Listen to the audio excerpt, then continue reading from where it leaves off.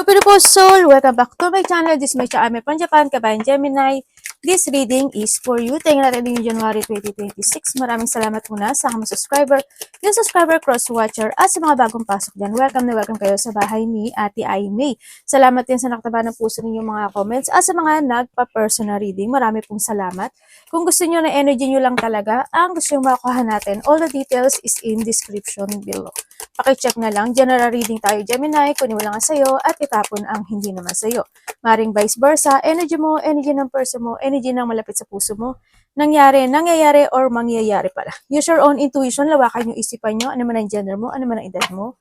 Wala sa baraha ang kapalaran, kayo pa rin ang makapagpapabago nito. Huwag nyo ipilit ha, gawin yung guide, yung mga warning sign na pwedeng lumabas dito. Hindi yung negative, it's a warning para magkaroon kayo ng idea, no, kung ano yung mga dapat yung maging aware, change of decision, o yung mga maagapan na sitwasyon. Pero kung gusto niyo positive lang, hindi itong channel na ito para sa inyo.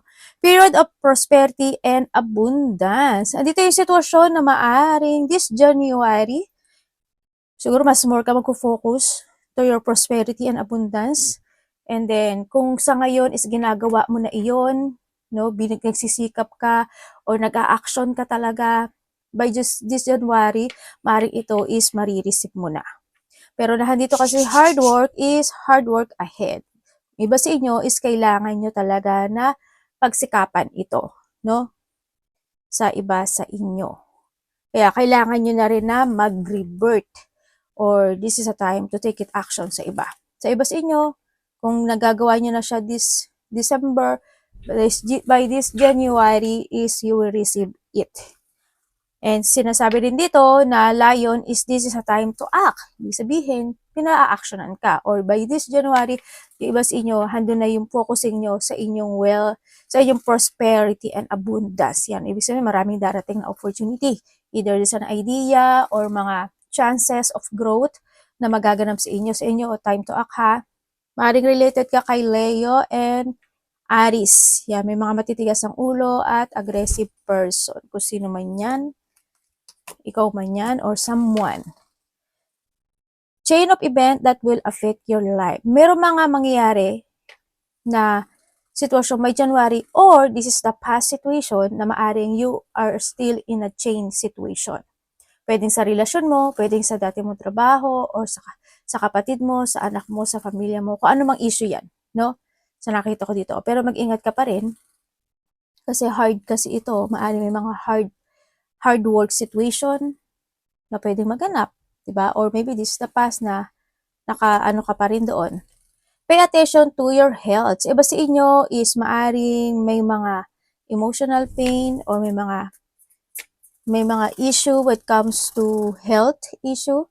Kaya yun, kailangan mo rin mag-pay attention, ano? Maaring kung may mga dapat na i-heal, ganyan, i-recover, magpa-check up kayo, ikaw or someone into your life, kasi dito pinagpe-pay attention ka niya sa iba sa inyo, ikaw or sa malapit sa iyo. Dissatisfaction with life. Maaring kung dito nakikita ko dito, in the past may mga dissatisfaction na maaring hindi pa totally clear this time, ano? And this January 2026 is ganun pa rin. Ang nakikita ko sa'yo dito, kailangan this 20, kasi ilang days na lang din, no? You need to clear it, ano? Tsaka, maaaring magkakaroon ka ng mga disappointment. Pwedeng sa sarili mo, sa action mo, sa goal mo, sa mga nasa paligid mo, ganyan. Sa mga nakakasalamuha mo, ha? Ingat ka kahit sa relasyon mo, kung sino man makapagbibigay. Pwede rin na this is your path, no? Halimbawa, meron ka mga tinatahak na bagay o sitwasyon, no? Anak, wag ka dyan sa mic.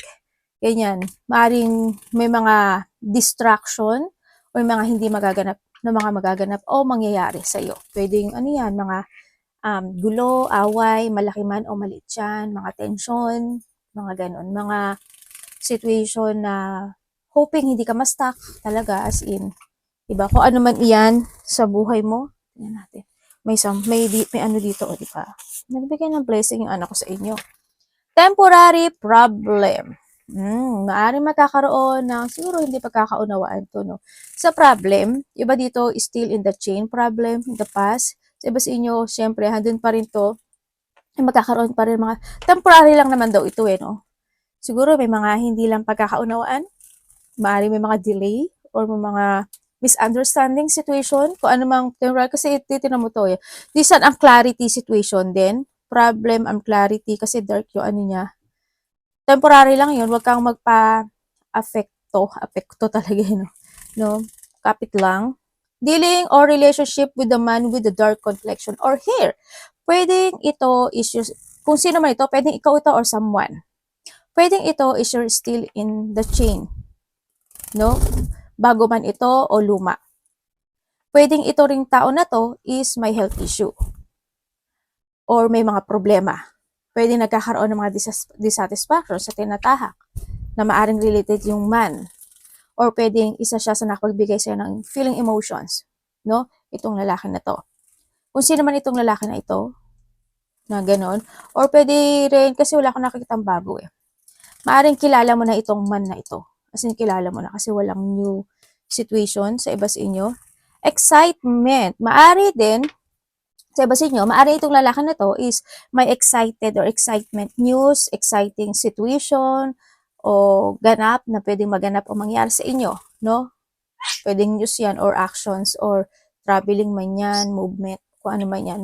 This January, may mga ikaka-excite ka or makakaramdam ka ng excitement situation in life.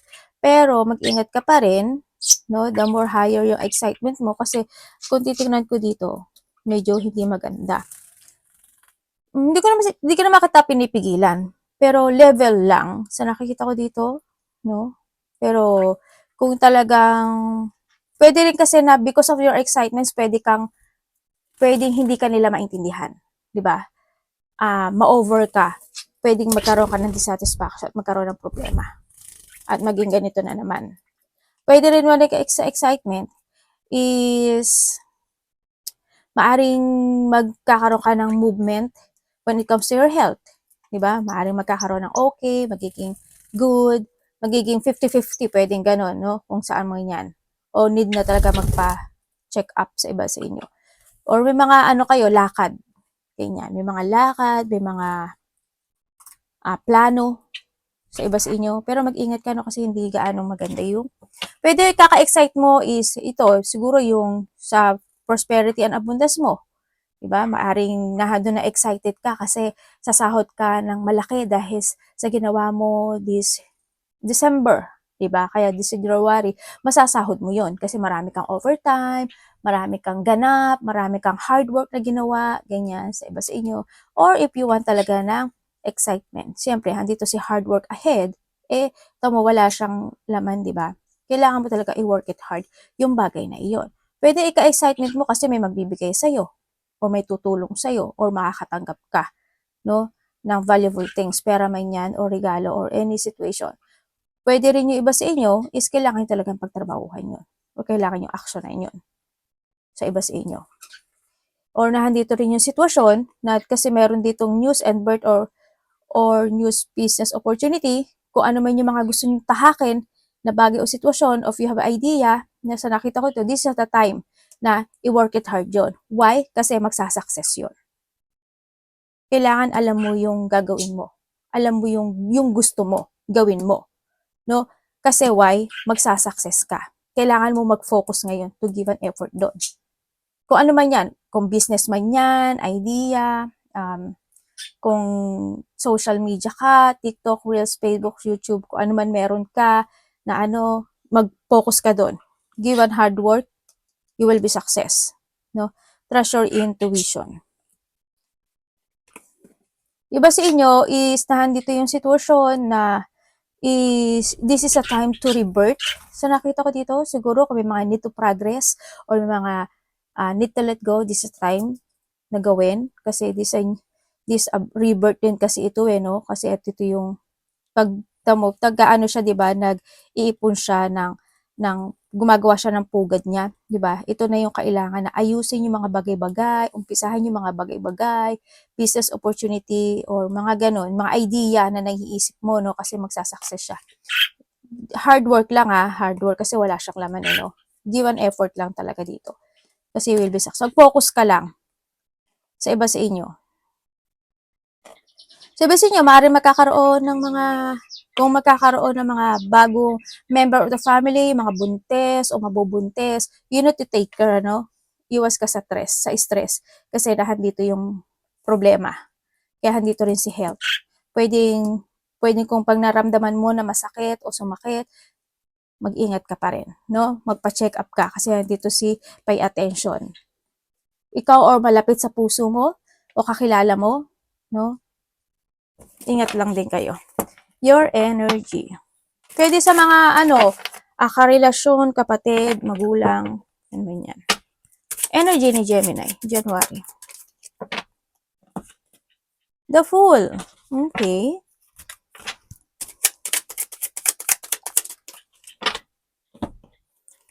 Ano siya? The Hangman and the Emperor. Okay. Ang energy mo this January is nandito yung paghihintay. No, maaring naghihintay ka sa isang tao na maaring a part of the family. May paghihintay ako na nakikita sa iyo. No?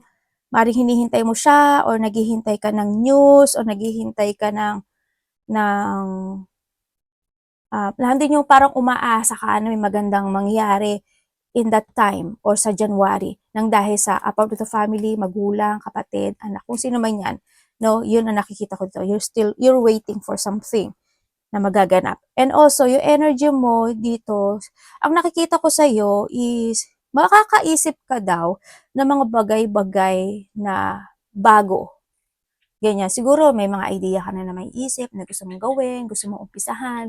Yan, nandun yung live of faith, nandoon yung lakas ng loob. Also, this time, mga bagong strategy maybe sa iba, mga bagong plano sa iba, kumbaga handito ka na sa pagbabago na iyong mga pananaw sa kinabukasan. This January 2026, may mga bagong ganap, may mga bagong gawain, may mga bagong idea man yan. Meron ka na mga bagay na focusan this time. Handun yung you're using your wisdom, your intellect, to clarity yung mga bagay na gusto mong papasyahan, yung mga bagay na gusto mong fokusan, yung mga project mo, yung mga gagawin mo, ganyan, yung mga decision mo. Yan, nandun ka sa point na iyon, no? Sa nakikita ko dito. This is also the, happy kasi to no? Happy siya. And siguro yung iba dito may mga positive moment or positive motion, maaring ganun. May mga bagong trabaho man yan o bagong gawain. Magiging very adventurous yung iba sa inyo, sa nakita ko dito. Mas more ka magiging matatag, malakas sa mga bagay na gagawin mo this January. Yun ang nakikita ko sa iba sa inyo. Handun ka sa sitwasyon mo na pamumunuan mo na yung sarili mo. Magiging leader ka when it comes to yourself to start something into your life na pupukusan mo, umpisahan mo na. Or uumpisahan muli, pwede sa ibang ganun. Baka iba sa inyo may mga lakad kayo. Malapit man yan o malayo. Anong parating kay Gemini?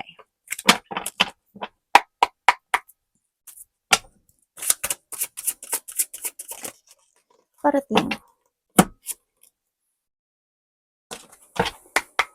Ano ito? Anong ibig sabihin? Parating? Ay, nako. Bibigyan na siya was it, The King. Parating. Seven of Swords. Okay, parating sa'yo. Parating sa'yo. Ten of Swords. 5, 8, 2. Okay. Parating sa'yo. Ang nakikita ko sa'yo dito,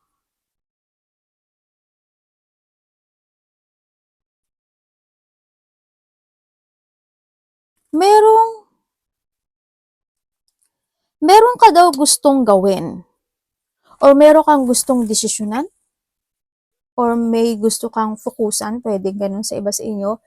Pero ang nakikita ko sa ito, nalilito ka. Maaring malilito ka. Siguro sa dami ng iniisip mo na yon, hindi mo alam kung alin doon ang dapat umpisahan. Yun ang nakikita ko sa yung parating sa iyo by January. Maaring magkakaroon ka ng tandaan mo, dalawa lang naman yung kamay mo, di ba? Unahin mo, ano ba to? Nang sunod-sunod. Pag natapos na to, gawin mo pangalawa. Pag natapos na to, gawin mo sunod, di ba? Ganun lang. And then also, sa nakikita ko rin dito is, parating sa'yo, may mga i-imaginein ka raw na bagay-bagay o sitwasyon. Yan, may mga maiisip ka or papasok sa isip mo na sitwasyon or sino man yan na maaring makakaramdam ka ng konting lungkot. Kung ano man yung maiisip mo. Yan, may mga imagination na pwedeng kang malungkot or may mga imagination na pilit kang magpapakatatag pero deep inside medyo nakakaramdam ka ng negativity or nararamdaman mo na parang hindi ganon ka 100% yung happiness mo. Ganon, yun na nakikita ko sa iba ha. Yun, may mga frustration kasi ako nakikita sa inyo. Maaaring magkakaroon ka ng frustration sa isang lalaki. Isa or dalawan man siya. No? Maaaring magkakaroon ka ng ganun. Maaaring hindi kayo magkakaunawaan or pwede rin na dahil sa isang lalaki or sa dalawa man yan o isang lalaki is medyo na-focus ka to a painful situation ng dahil sa kanya. Pwedeng ganun. O kaya naman is may ko-connect sa iyo na isang tao na ganun yung pinagdadaanan niya, na meron siya mga pinagdadaanan na painful situation. Pwedeng ganun, i-vice versa natin. And also, parating sa iyo, sa nakikita ko sa iyo dito, may pagtatampo. Hindi ko alam kung sino ang magtatampo. Pwedeng ikaw magtatampo ka or someone is magtatampo sa iyo. May over-emotional ako nakikita. Dito pwede rin ito use pagiging exaggerated. Sana hindi ikaw yun. Sabi ganun, no? Yan.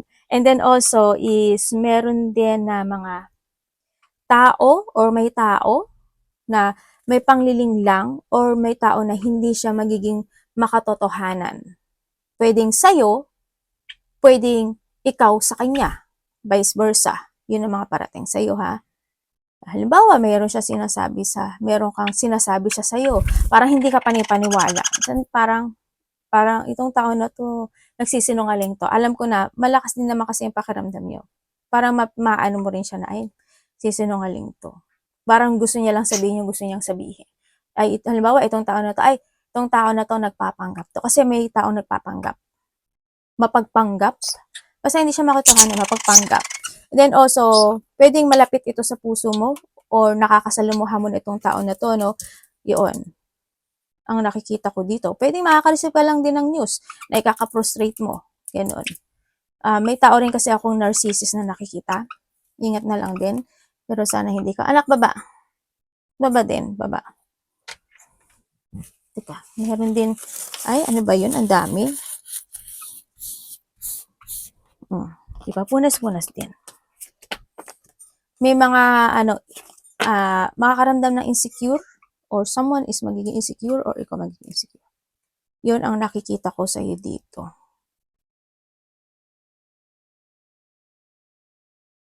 May tao talaga na mapagpanggap. Sana hindi ikaw to, no? Or someone. Makiramdam ka rin dito sa sitwasyon mo. Kasi may taong ganun eh. Pwedeng nasa paligid mo lang to.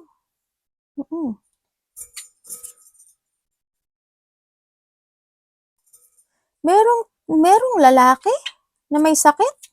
Dito sa sitwasyon mo, kasi andito rin si Il, di ba? May lalaki na may sakit. Hindi ko alam kung sino siya sa life mo, pero may lalaking may sakit. Lalaki man siya or babae, pero may taong may sakit. Ako nakikita. Pwedeng ito is, ay bali, hindi pantay. Pwedeng ito is magpapa-check up o kailangan niya magpa-check up or magpa-doktor. Ganyan. Maybe in the past, na doon yung nagkaroon siya na-confine siya, na-paralyze, or yun, na-hospital, o kailangan niya talaga ng, ano yun? Yung maintenance. Nakakalimutan ko palagi yun. Dapat iwasan. Dapat iwasan ni Gemini. Nasaan na yun? Ay!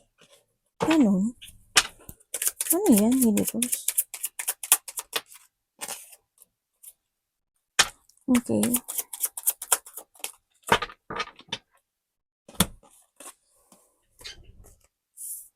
Aba. Dito sa sitwasyon mo, hindi ko mo nabibigay yung ha. Dito sa sitwasyon mo, hindi ko alam why. Pero sa'yo kasi may nagtapos. May magtatapos o may may matatapos. Or maybe, sa iba sa inyo ha, hindi lahat, mamaya na yung dapat iwasan. May taong nag-iisip, pwedeng ikaw ito, or pwedeng someone, may tao na nag-iisip about something death o pagkawala o pinag-uusapan yung related sa death, pwedeng ganun. May nakikita kong ganun dito sa situation. Yun ang nakikita ko. And then also, ang dapat mong iwasan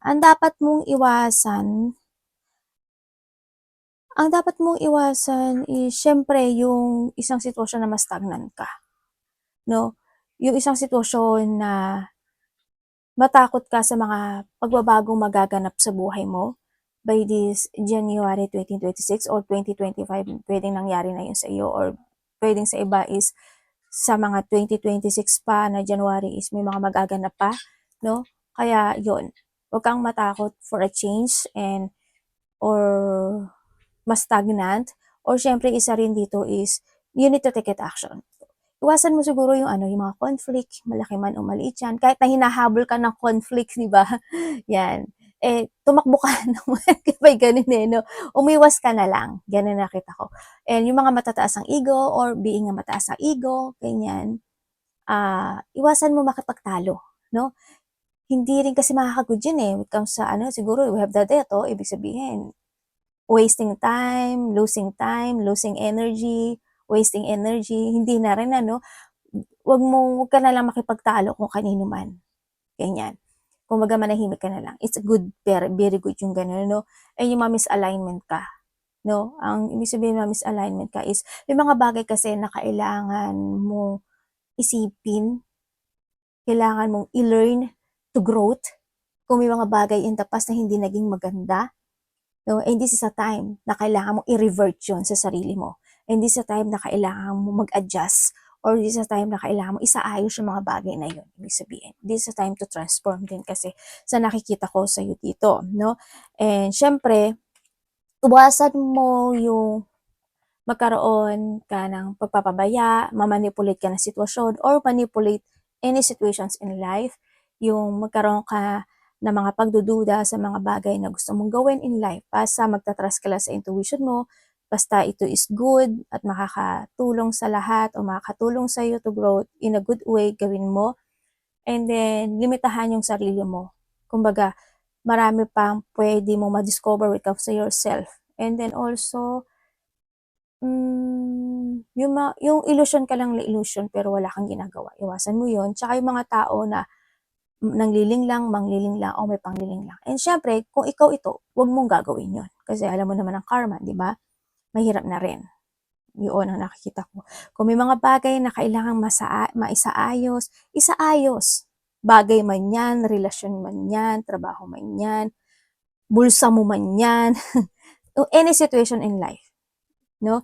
Need to fix something din para hindi maging malubha, or para hindi maging masama ang bunga noon, o hindi maging i-revive ang mga dapat i-revive kung kinakailangan, o kung pwede pa, no? Yun ang sinasabi dito.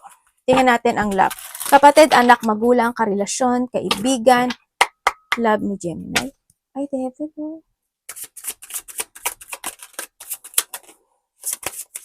Love ni Gemini. Pwede rin pamilya to, ha? Ano sunod ni Gemini? Okay.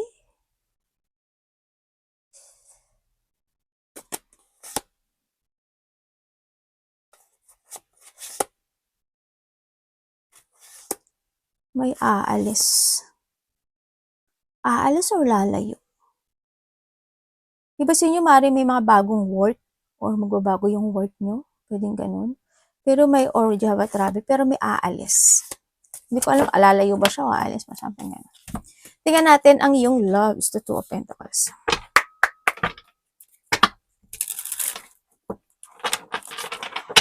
Bakit po Two of Pentacles ang love ni Gemini?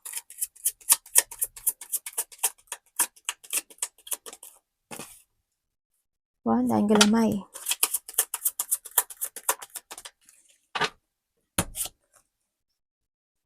Okay, when it come, kung kayo is single. Single, January 2026. Single sa January 2026.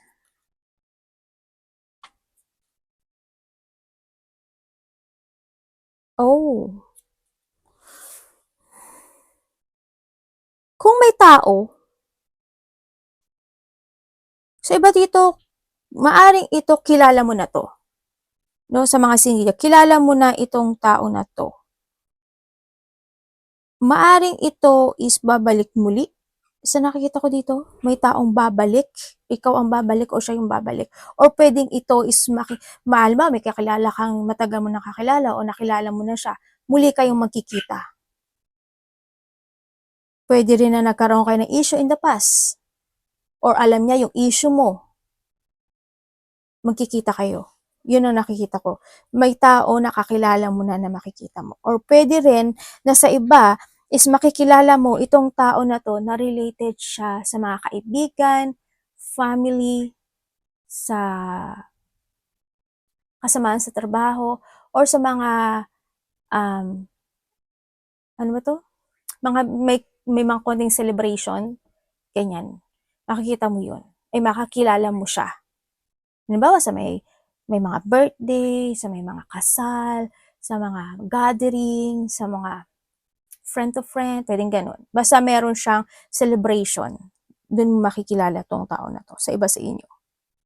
Kung ikaw naman is in separation, kung kayo is in separation, naging option ka kasi 'no, maaring itong tao na 'to or ikaw ito, nandun yung situation na is maaring merong karelasyon na siya, puwedeng ikaw ito or siya, tapos nagkaroon pa siya ng ibang connection sa iba. And then, it's done. Nagkaroon ng pagka-cut dito sa relasyon na 'to. Dun kayo nagkahiwalay, 'no, ang nakikita ko dito. Pero yung isa dito, sa nakikita ko dito is nag-iisip pa rin siya na someday maaring naging okey yung family mo sa kanya o yung family niya sa'yo, puwedeng gano'n, eh, 'no, o yung mga kaibigan niya sa'yo. Ang nakikita ko dito is nandoon yung isa sa inyo is still puwedeng related sa family ang nag-iisip na yun or puwedeng isa sa inyo, andun pa rin siya na na parang nagho-hope pa rin siya na magkaroon kayo ng getting together nitong taon na 'to. Puwedeng ikaw ito or siya, yun ang nakikita ko, mm. Hindi naman siya nagfo-force, pero ang sabi niya kasi dito, kung kami-kami. Yun ang nakikita ko dito, Pero hindi siya nagfo-force, pero nag-iisip siya ng getting together, isa pang pagkakataon, yung tao, isa sa inyo. Kung kayo naman is in relationship, kung kayo is relationship, ang nakikita ko dito, you try to make it balance itong relasyon na 'to, 'no, or pareho kayo. Sa nakikita ko dito, you value this person, bina-value niyo yung bawat isa. Kumbaga nandun lang din yung isa na nagiging very practical dito sa relationship na 'to. Practical kasi yung isa sa inyo, eh. "Ate, mahal niya ba ako?" Mahal ka ba niya?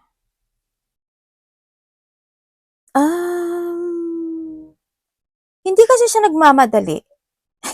Ang layo ng sagot ko, ano ba yun? Hindi siya nagmamadali, pero pinapahalagahan ka niya. Hindi siya nagmamadali dito, eh.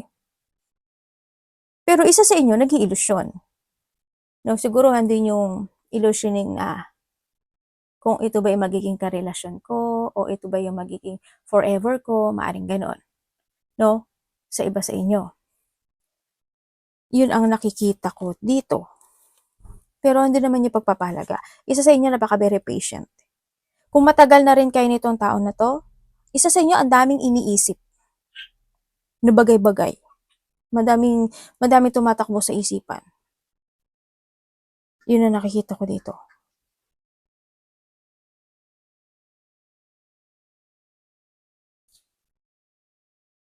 May mga ano kayo, maaaring makaka-receive ka sa kanya. May mare-receive ka raw na ano, parang gift or valuable things, or ikaw ang magbibigay nito sa kanya. Yun. Puwede rin may mga pupuntahan kayo na mga, kung hindi man kayo LDR, Puwedeng may mga pupuntahan kayo na mga celebration sa nakikita ko sa'yo dito, or kung kayo naman is LDR, maaring nandoon yung sitwasyon na nakakausap mo yung mga taong connected sa kanya or siya nakakausap niya yung mga taong connected sa'yo. Yun ang nakikita ko dito.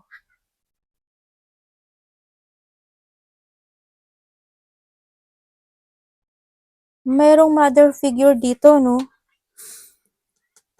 Hindi ko alam eh, pero siguro itong mother figure na 'to, mahilig siyang magbigay ng advice, either sa'yo or sa kanya. Hindi ko alam kung kanino naka-connect yung mother figure na yun. Pero nandoon yung ano, yung advice and support sa nakikita ko dito. Yun. Tatlong babae. Sino tatlong babae to? May tatlong babae ako nakikita. Hindi ko alam kung anong connected sa inyo tatlong babae na yun. Tingnan natin ang pera mo. Baka bukas pa tayo makatapos. Diba dito may yung karelasyon nyo, may family, ano? Kung may third party kayo, yun. Either may karelasyon na siya or may family. Yun ang nakita ko. Kung sinabi niya sa'yo na naghiwalay na sila, at nakipag-relasyon, hindi eh, kasi nakikita ko may connected pa rin sila. Yun ang nakikita ko sa'yo. Sa baraha ko sa nakita ko. Money ni Gemini. Ay, ano to? Gutsa-gutsa. Nalo. Magulo lang. Hindi marunong mag-organize. Sabay ka rin. Hati mapang-api ka. Sabay ka rin. Yun lumabas eh. Yung ano ko. Diba? O, sabi sa'yo eh. When it comes sa money mo, by this January 2026, ang nakikita ko sa ito, pag-isipan mo talagang maigi. No? Kung paano mo ma-organize yung money mo. Pwede rin kasi na palagastos ka. Pwede rin kasi na sa iba sa inyo, kung bata ka pa, may nagbibigay at nagsusuporta lang sa'yo pagdating sa pera mo, di ba? Pwedeng family mo or someone na malapit sa'yo, pwedeng ganon. Kaya hindi mo na rin iniisip siguro na kung hindi ka nag-iisip na mag-ipon siguro o kaya pagka bibili ka lang ng bibili ng gusto mo. Medyo hindi organized yung pera mo, no, sa nakikita ko dito, lalo na kung bata ka. Kung medyo may edad-edad ka na talaga at medyo alam mo na yung lahat talaga, ay bakit ganun? Sabay ka rin, hindi pa rin natututo. 'Di ba? Yun ang nakikita ko dito. Kailangan mo lang talaga pag-isipang maigi, no? Is a time na pag-isipan at pag-aralan mo kung paano ma-organize yung pera mo. Dito kasi, there's no growth. Pero ang sabi to, you need to learn. No? Siguro iba sa inyo, mas maging, kasi nandito na si Tren, siguro sa iba sa inyo, this January 2026, mas more ka focus, mas more ka magiging wiser and stronger pagdating sa iyong kaperahan this time. Kasi maaring may mga ilelet ko ka na. No? Maaring pag-iisipan mo na talaga yung future mo sa iba, or yung iba sa inyo is kinakailangan na talaga. No? Sa iba sa inyo. Wag lang yung porket meron ka ngayon, okay ka, paano yung mga emergency mo, di ba? Paano yung bukas? Paano yung, porket may nagsusuporta sa'yo, di ba? Wag naman sana. Pero alam ko naman na kaya nyo to, no? Sa nakita ko. Kasi hindi siya maganda sa nakikita ko dito, pagdating sa pera mo. Kailangan mo talaga mag-focus dito. Sa iba sa inyo, oo nga, kasi yung 10 mo palagi may tumatabi ng negative no? Kailangan mo daw ng disiplina rin dito sa pera mo, no? Para mas maging magnetic ka this time. Tsaka be responsible pagdating sa kaperahan. And advice. Gemini and advice.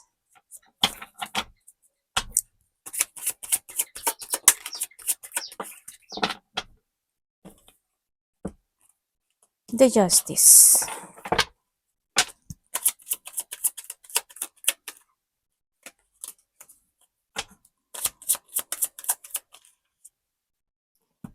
Okay. Oh, okay. Aba, may dito, oh. May offer. Ibig sabihin, may taong mag-o-offer sa'yo. O kaya makaka-receive ka ng communication o pakipag-usap sa isang tao.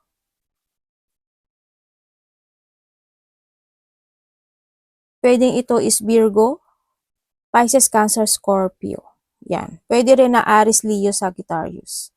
Ay, tama, Sagittarius. Namali ko. Muntik pa ako mamali, kala ko hindi fire sign. Yun. Para magkakaroon ka ng connection doon. Pwedeng iba sa inyo is related kayo sa justice or law, no? And then, dito sa sitwasyon mo, o kasi magkakaroon kayo ng mga union, no? Parang may mga movement and action, tapos magkakaroon ng mga union. Yun ang nakikita ko dito. Bakit kaya may tao dito na ano? Parang may gustong mag-apology or kausapin ka or mag-sorry. Parang ganun.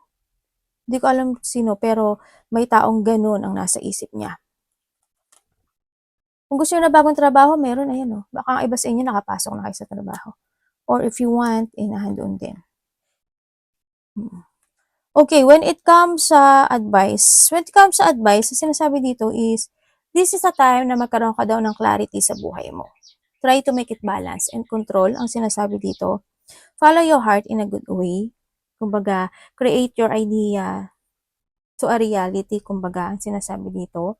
Take it action, be creative, and be idealism, ang sinasabi. Kung may mga bagay na kailangan mo na fokusan mo, itama mo na yung mga mali, aksyonan mo na, ang sinasabi rin dito.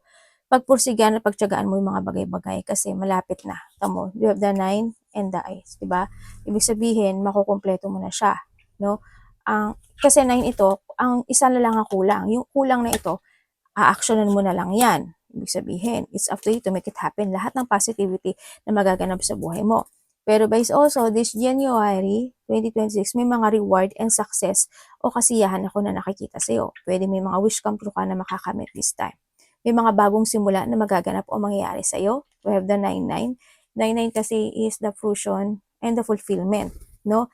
Kaya ang mangyayari sa inyo, may mga new idea, may mga bagong action, may mga outgoing situation ako na nakikita sa inyo, mga bagong simula. There's a new beginning, new horizon, and a fresh start coming.